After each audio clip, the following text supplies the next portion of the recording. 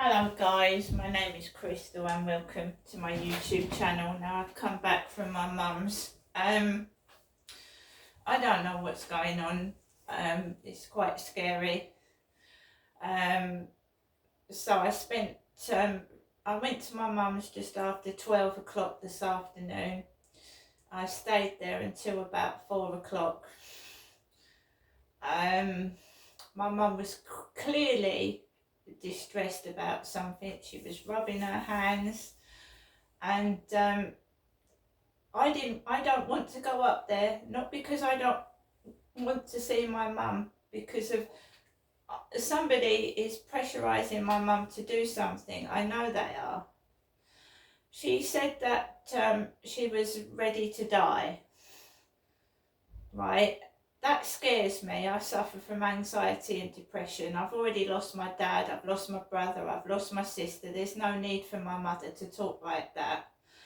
I asked my mum clearly if she wanted help. I'm quite prepared to get some help for her. I said it's not, for mobility problems. I'm okay, I'm all right. And she can get very aggressive, and it's very difficult to deal with someone like that. She's convinced that people are trying to be her, including myself, which is dangerous because she could basically attack me. She thinks that I'm pretending to be my mother, and she also thinks the neighbours are as well. She said she's got in touch with the doctor. I don't know if that's true or not. Are they watching her medication? Are they looking after her? Her doctor has a duty of care, and I can't see what duty of care she's actually getting. I saw her take an iron tablet. That's all I saw my mother take, was a red iron tablet.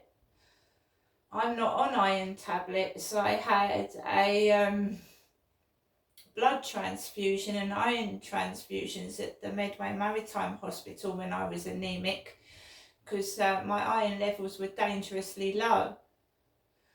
Right? When I talked to my mum, just tried to have a simple conversation, and this has been going on for years as well, not just now. I simply said to my mum, she said, how was your hospital appointment? I said, I haven't gone to the hospital. I said I was talking to the receptionist about my pelvic scan. And she went, it's not Jennifer having a pelvic scan, is it? I said, no. I said, if somebody was giving me medication that was meant for you, that would be bloody dangerous, wouldn't it? That would be dangerous. If they were treating me for my mother's disorders or vice versa, that would be dangerous. That could kill somebody. So she keeps going, you're not me, are you, Genestra? It's not me having a pelvic scan, is it, Genestra? And I felt like I was being goaded into losing my temper. She kept going, this is yours, Genestra. And you know what I mean? You're Genestra, aren't you? And I don't know how to react to it. I've offered her help and support. I can't do any more. She keeps rambling on about this mental health nurse she had in 1993, Ben. The taxi driver that I got home was an Asian driver. She'd been rambling on about a mental health nurse again. And this driver gets a call from the call operator right where I had problems about 4 weeks ago, where a driver was distracted with a loud radio and nearly smashed head on to a speeding car coming down near Street End Road. Right? So we've got a call operator calling a taxi driver about something next Friday, and we're only on Wednesday at the moment. Did she need to call him while he was driving the taxi?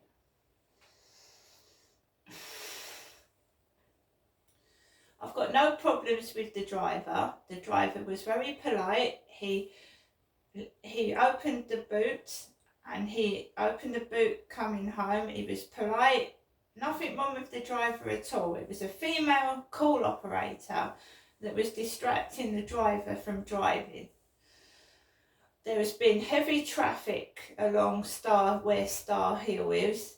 Very, very, very bad traffic. So the taxi was diverted to Wayfield, going that way this morning. Coming back, it was more money than it usually is, like £3 or £4 dearer. Very, very heavy traffic today. Now I'm going to show you what my mum gives me, what she gives me.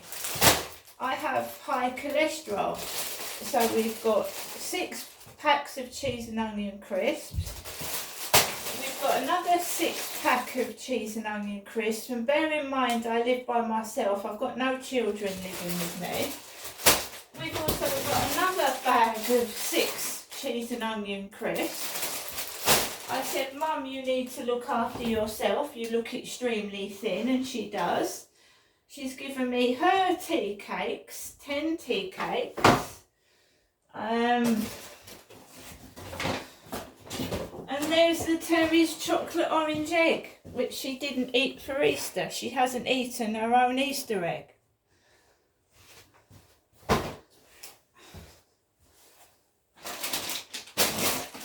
And my bag of washing.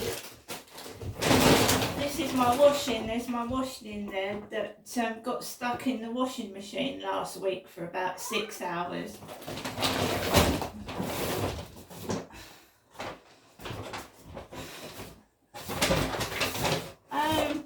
Yeah. I don't like upsetting my mother, so we've got a takeaway, chicken bites with curly fries. I haven't eaten it,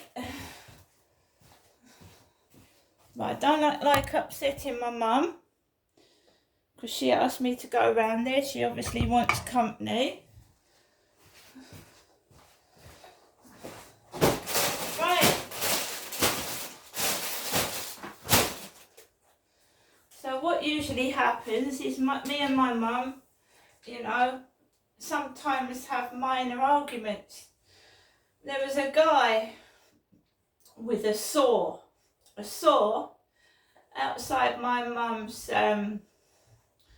outside one of her neighbour's doors. He was sawing something, a saw.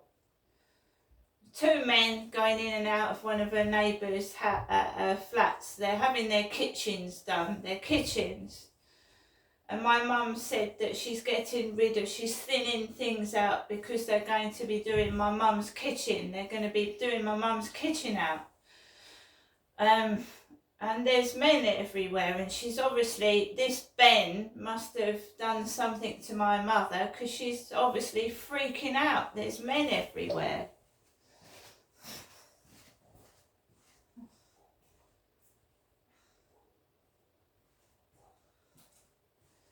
So yeah, my own doctor's surgery, didn't know what my doctor's appointment was for this afternoon.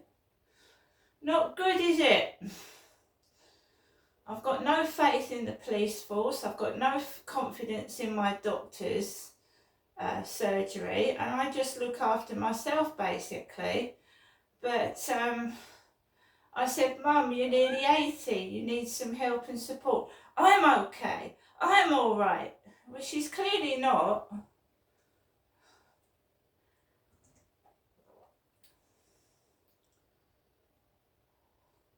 She clearly isn't. And this flat is not suitable for my mum, and she wouldn't be able to cope with the noise, because this guy upstairs has 4 boys on top of the ceiling every 2 weeks. And my mum is elderly, she needs her sleep, she likes her sleep. There's no way that an 80-year-old woman could put up with 4 great big boys banging up and down the ceiling from Friday to Sunday evening, is there? She wouldn't be able to have her sleep. there's no disabled access to this flat. There's no disabled, like, things for the bath or the toilet.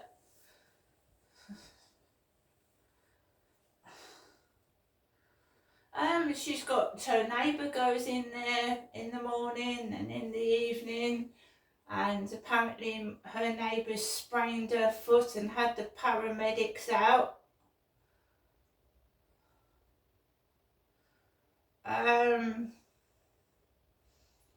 You know, we're all getting older. Her neighbours are getting older. I mean, if I had a car, I'd drive my mum about and I'd get the shopping, but I can't drive.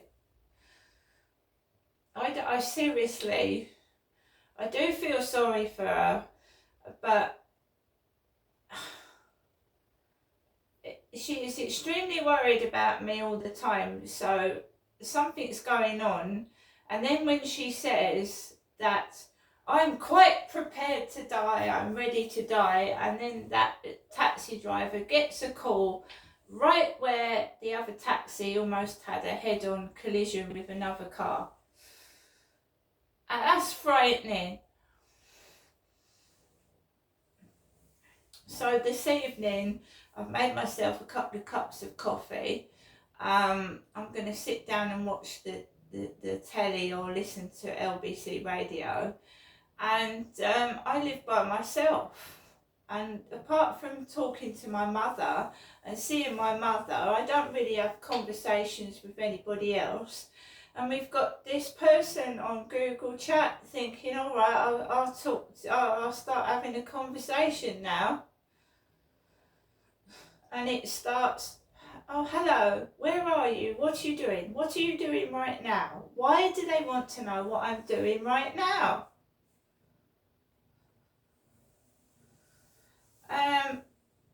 So Hyde Housing have said there's a cannabis and a dog barking problem. My dog is not noisy, he's curled up on the chair, he doesn't bark at all. There was cannabis in the lift last night, and the police won't do anything for cannabis. They won't. I've been making calls about cannabis since 2008. And one police officer, if he was a police officer, told me it's okay for people to smoke these drugs. I've been told, you know, someone even told me it was legal when it wasn't.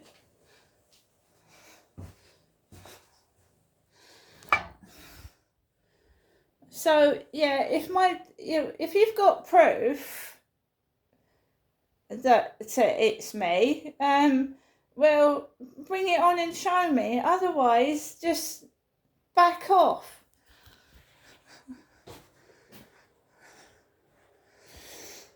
So I'm back in my flat. I've been round my mum's, and we start getting the dogs barking and all the crap, and it's not nice. And if I choose to be single and I choose not to have a relationship, that's my prerogative. It doesn't mean someone is a lesbian, does it? And using tactics like that to try and get somebody to rush into something they don't want. And I got into the taxi fully dressed, thick trousers on, trainers, my beanie hat and a coat. And if I have to go outside like that in the summer to keep men off me, I shall do that. Because apparently this Ben was too over familiar with my mother Jennifer. Not me, my mum. And what does over familiar mean? He probably inappropriately touched her like that Charlie touched me on the field.